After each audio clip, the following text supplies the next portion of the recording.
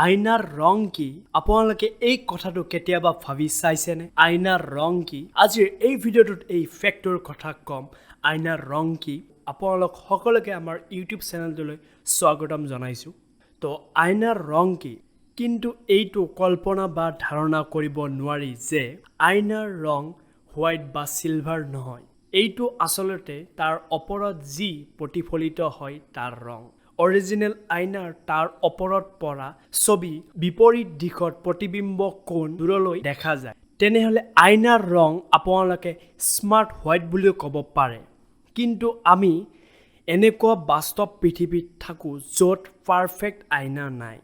আসলতে প্ৰতিটো অৰিজিনেল আইনা মাত্ৰ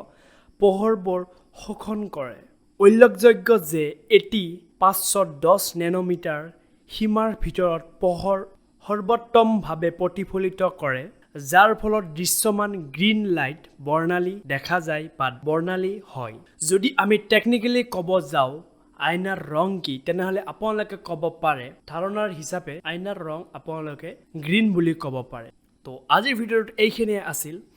তো ভিডিঅ'টো ভাল লাগিলে লাইক কৰি দিব শ্বেয়াৰ কৰিব নাপাহৰিব আৰু চেনেলটো সাবস্ক্ৰাইব কৰিব নাপাহৰিব